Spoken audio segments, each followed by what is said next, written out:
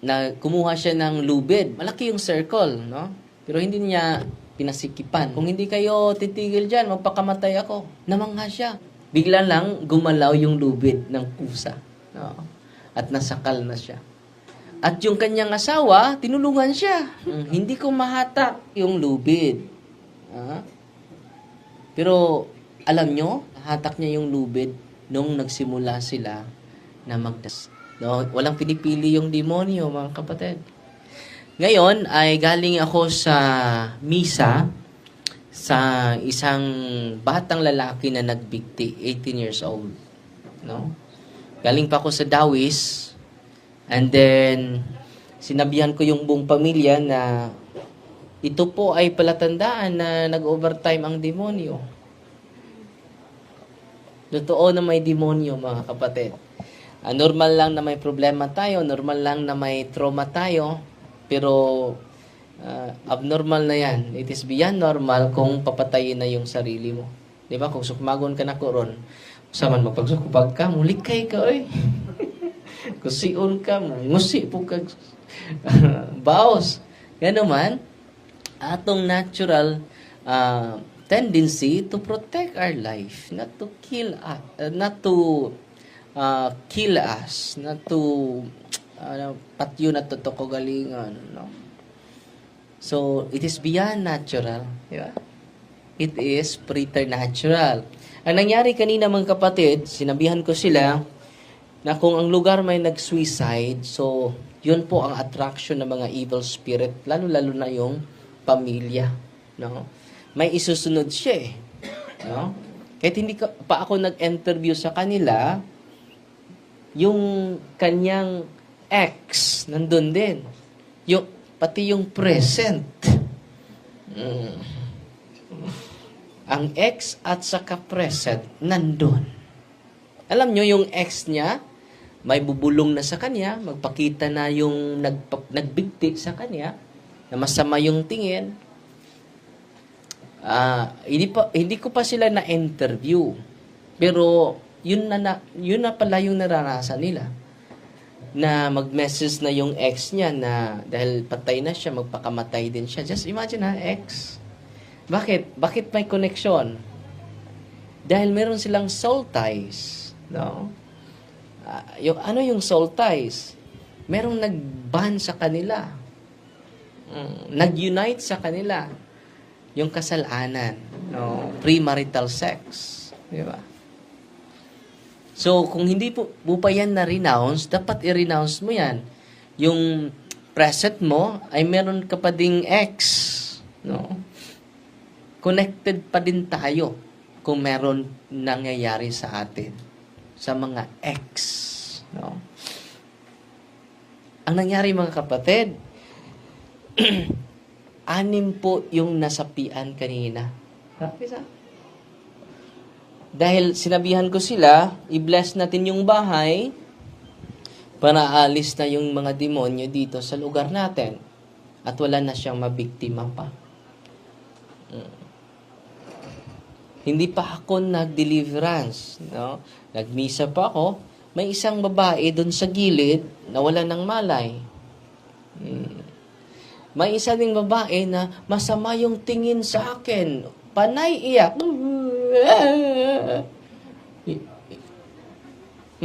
Communion pa. No? Sama ng tingin niya. No? So, pinuna na siya sa mga katabi niya, anong nangyari sa iyo? Bakit nagkaganyan ka? No?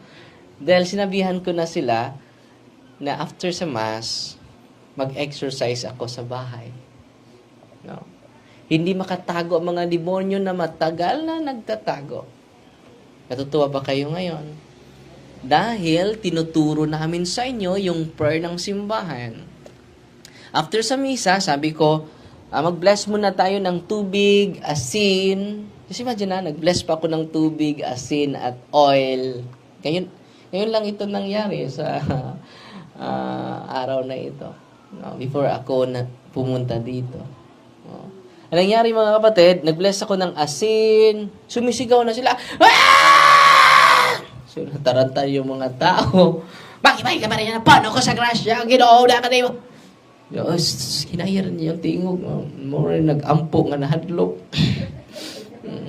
Saan? Tama niya na kasi sa Diyos. Ampo mo kami mga sasahar. Di na effective. Relax lang. No? Maghimaya ka, Maria, na puno ka sa grasya. Ang Ginoo ana kanimo. Bulahan ka sa babae nga tanan. Unong kabuk nag-react. Nangawa silang kagalingon. Unya doon na sila nakita itong nga tao, bata. Posible man, o bata kung doon na gani ingon anak makita bata, ingon ana, posible doon ay nag-abort sa lugar. Muna nga ma-infested ang lugar. Labi na kung ma-confess ang mga kasalanang ito. No? Tinatago until now. No? Dahil nakakahiya. Pinatay ko yung sarili kong anak. No? Yan. At sinabihan ko sila, dahil deliverance natin ang bahay, grabe ang sigaw nila. Alam nyo, dumudoble, triple yung mga tao nandun, ang daming tao. Pati yung mga ibang sekta nandun. Mga marites, no? At sinabihan ko sila, kailangan yung mga nag-react ay may kailangan yung mga nag-react, yung mong pamilya, pupunta kayo sa office next week para matapos mailibing itong anak ninyo. No? So, Satan is real. So, nung tinanong ko yung ex niya, may bubulong sa kanya. Wala ka may marinig siya. Hindi magpakita yung bangkay. Dahil siya ang isusunod ng demonyo. No? Satan is real. At kung malaman ninyo yung prayer ng simbahan, yung sacrament, how important the sacraments are in our spiritual life, yan, libre lang. May mga pari tayo kasama ngayon, nagbibigay ng sacrament of confession, dahil yung sacrament of confession is sacrament of healing. No? Lahat ng mga kasalanan nyo, huwag nyo nang itago. No? And then, linisin na natin yung puso natin. Patawarin na ang dapat patawarin.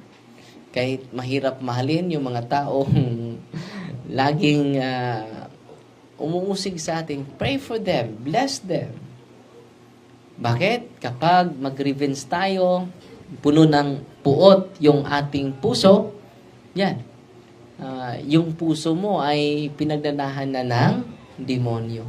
Satan is real. Yung 6 po, pinainom natin ng holy and exercise water. Yung masama yung tingin sa akin, alam nyo, ninapitan ko, pinainom ko ng holy and exercise water. No?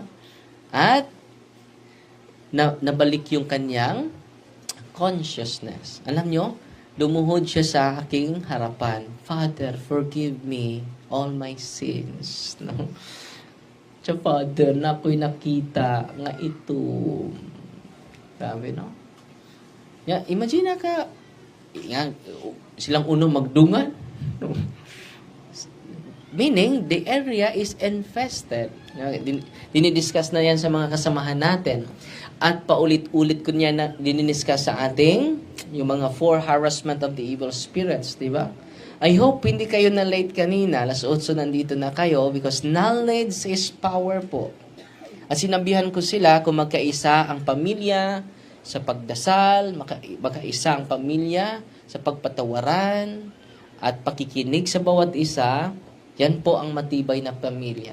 Kung lagi kayong nag-aaway, rambulang away, usay mabasa. Uy. Kusga. Yawa lagi na. So, I hope mga kapatid, kayong nandito, yung natutunan ninyo, dahil hindi namin ma-explain lahat sa isang oras lang, isang araw lang.